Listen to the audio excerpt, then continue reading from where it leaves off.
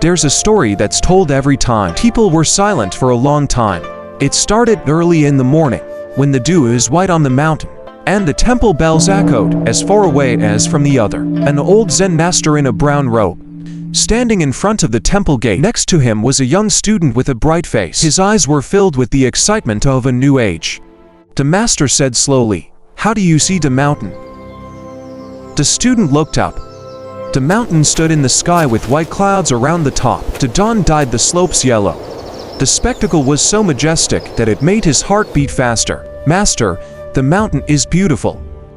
The teacher smiled softly. "So we went up the mountain together today."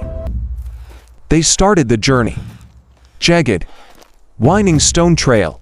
The winds blowing by the cliffs, sometimes dragging the cold through every fiber of the shirt. At first the students walked very quickly. Every step is filled with air. The eyes are still looking around. See the beauty of the mountains.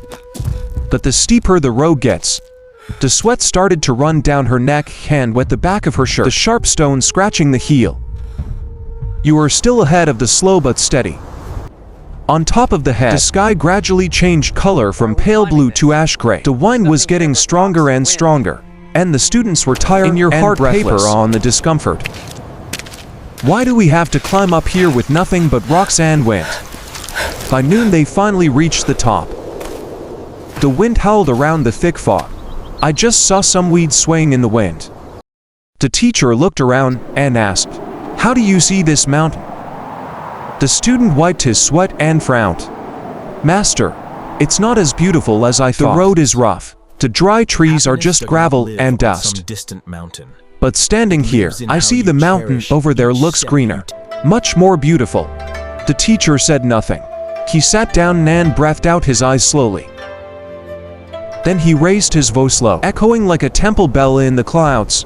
"When you stand at the foot of the mountain, I only see the splendor on the outside. But when I climb up, I see every corner, every stone, every crack. The mountain is still a mountain. Only your look has changed." And he looked up into the sky with a deep but gentle gaze. People too. When you love someone somewhere, or a job, at first I looked with admiration, but when you understand deeply, you see the flaw. I started with 7 hopes, and then I turned to another mountain.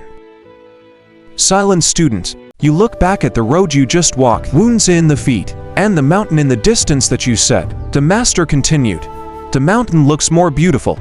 But when you get there, you will see another mountain, far more sparkling.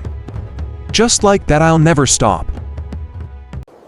Not because the mountains have changed, but because my heart has never." He put his hand on the student's shoulder. "Happiness is not where you haven't been. It's in the footsteps that you're walking in. When you stop comparing, stop running away, I can truly see the beauty of the mountain I'm standing." The student lowered his head in tears.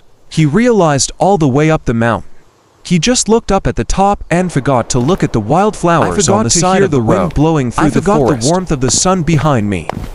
You've missed the beauty of the journey you're on. Oh, such beauty. That story, it's like the lives of each of us. But when we're far away, we admire something. A new job, a partner, a dream unreached. But when we get really close, we see cracks, find it difficult. We see weakness and we are discouraged. Then I went back to find another mountain. I thought that place would be happier. But strangely, the more you go, the more you feel empty. Because the problem was never in the mountain. It's in the heart of the climber. The sunset dyed the sky yellow. The master stood up and his voice cracked like the wind. "Learn to stop and appreciate the mountain I'm standing. When you're grateful, you will see every stone under your feet. It has its own light." The students kneeled down and bowed to the teacher in the heart of something bright. He smiled and the mountain was the same. Dry cold wind, stone pebbles. But this time you find it beautiful. Because your mind is different. Sometimes to see the beauty of life, we don't need to climb another mountain. Just open your eyes and your heart. If this story makes you think, click follow to listen to the deep lessons together about life and learn to be happy in the present.